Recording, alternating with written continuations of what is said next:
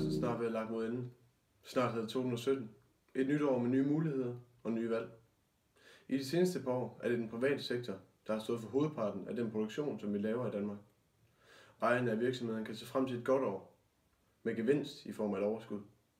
Erhvervslivet i Danmark er med andre ord under udvikling. Efter stillestand i dansk økonomi er det naturligt, at interessen for at skabe økonomisk vækst er betydelig. Gennem året 2016 har der været produktivitet.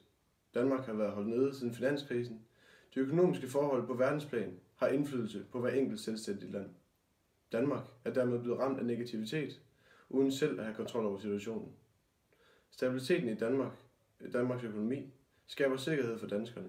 Fremgangen skaber arbejdspladser for befolkningen, men skaber også lykke blandt alle individer, som med glæde og stolthed kalder sig for danskere.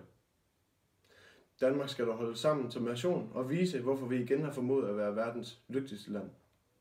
Vores velfærdsmodel skaber sikkerhed i vort kære land. Denne sikkerhed kommer dog ikke til os uden en indsats. Vi skal passe på Danmarks befolkning. Vi skal hjælpe de nye ind i livet, men vi skal også hjælpe dem, som har været fundamentet for dagens Danmark. Vi skal passe på vort land og vores egne.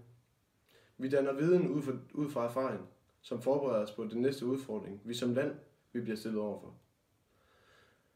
Vores viden har udformet den jord, som man stolt kan kalde for Danmark. Selvom vi er et lille land, træder vi til, når der er brug for nationens hjælp. Der er en stor del af befolkningen, som ønsker at repræsentere Danmark, når der er brug for dem i udlandet.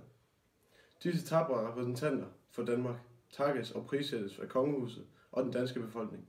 Takke og prissætningen skal der forfølges med støtte, når der er brug for det.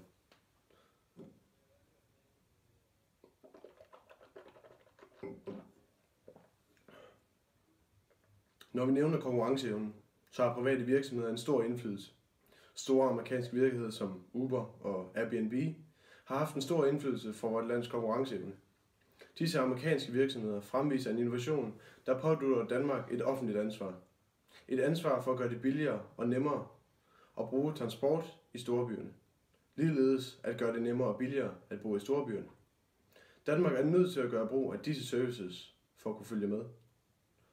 Vores konkurrenceevne og kulturelle popularitet vil forhåbentlig stige, hvis vi gør brug af disse services.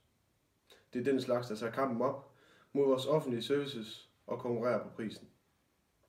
Innovation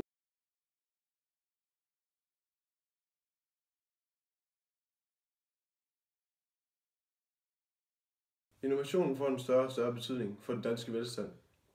Vores uddannelsessystem er grundstenen i det danske varemærke. Uddannelsen danner rammer for den danske kvalitet, som vi er kendt for på verdensplan.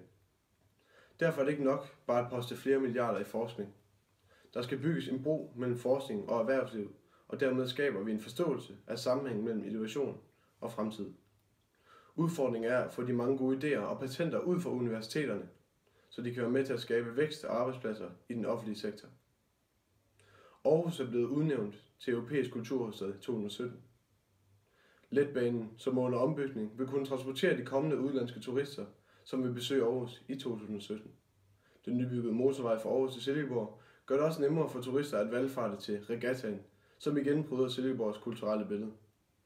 Midtjylland danner rammen for det kulturelle omdrejningspunkt næste år, og det glæder både borgerne og kongehuset så meget til at opleve.